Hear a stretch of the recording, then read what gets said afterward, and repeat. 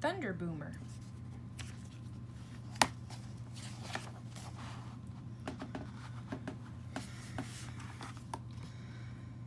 The day is hot. Dad plows. His tractor glistens in the sun. Tom slaps his feet against the surface of the pond.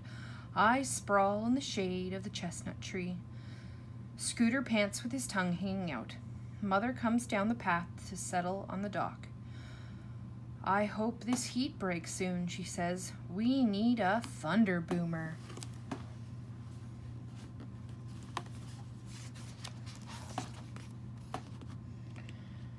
Suddenly, there's a soft touch. Tease. A leaf tips over, and then another. Feel that cold breeze, says Tom. Scrambling to my feet, I stretch my arms and try to catch each welcoming gust of wind. But then, the air turns chilly. Dark clouds hide the sun. The wind stirs up the pond and rustles through the corn. Mother looks around and says, "It's time to head back. A storm is on its way."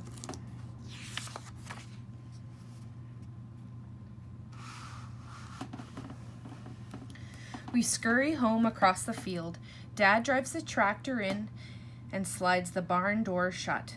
Tom runs and flaps his arms to coop the sprawling chickens, while Mother and I race to yank the laundry off the line.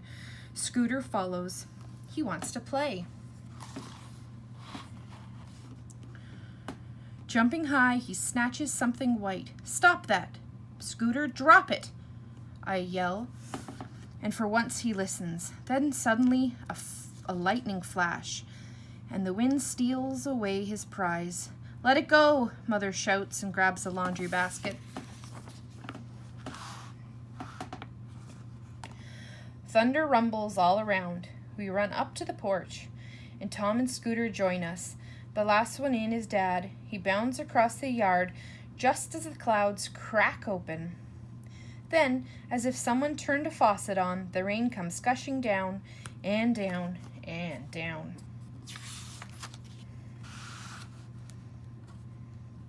Something flutters by the shed. I squint in the rain. It's Maisie, my favorite chicken. She's caught out in the storm. Dad sighs, then jams his hat on tight. He dashes into the pouring rain, jumping over puddles. Scooter barks and tags along. They're off to rescue Maisie. "Run, Dad, run!" Dad bends down to scoop her up. She balks and becks at him.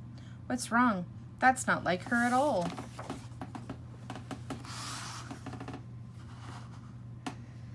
As soon as they return, Mother herds us all inside.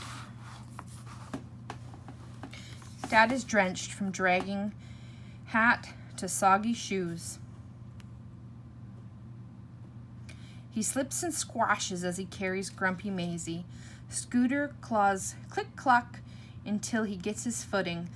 Then, starting from drooping heads, he twists and shakes and splatters us with rain. Dad puts Maisie down and she stalks across the floor, complaining with each hasty step. Mother sops off puddles while Tom and I rush room to room, slamming windows shut.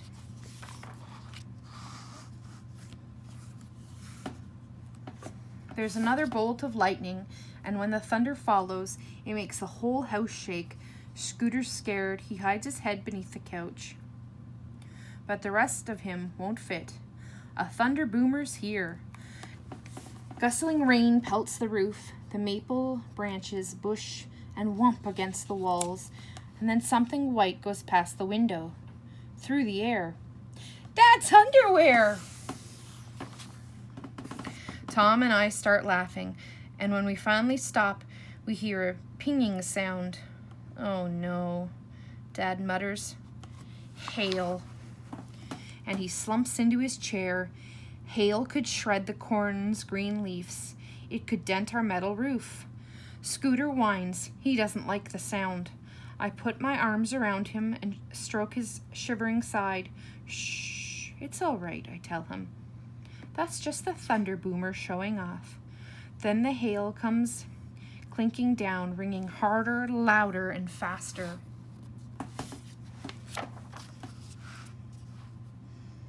Just when I think it will never end, there's a sudden hush. No one speaks, the wind has dropped, and the branches of the maple have finally settled down. The only thing I can hear is a single little sound. Scooter pulls his head out. See? It's over, boy, I say. That mean old storm is gone. Suddenly Maisie flutters from Dad's chair, where she has been sulking for a while. She marches through the kitchen, straight up to the door. Scooter scrambles after her. They both want out right now. We go outside to a world that is wet and deeply green. The puddles in the yard are full of floating hail and leaves. Our metal roofs are dimpled just a bit, and the corn is leaning but not ruined. Scooter sniffs around, his tail high in the air. He hauls up something soggy and drags it through the mud.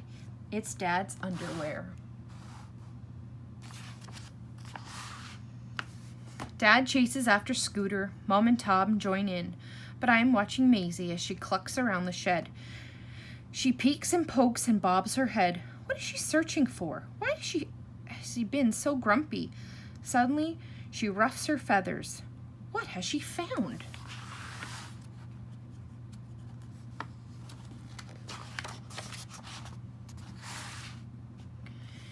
Maisie settles something small, something wet. I reach beneath her wing.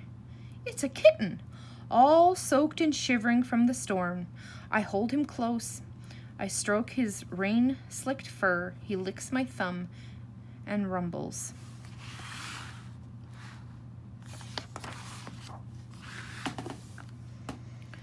Well, Dad says, the storm has left us a gift. May we keep him, please? I ask. We could name him Stormy. No, says Tom, we should name him Thor, the mighty god of thunder. Mother says he needs a name. She looks Dad in the eye. Dad shakes his head and says, okay, we'll keep this gift. Just listen to the thunder purr. And then I say, I know a perfect name. Let's call him Thunder Boomer.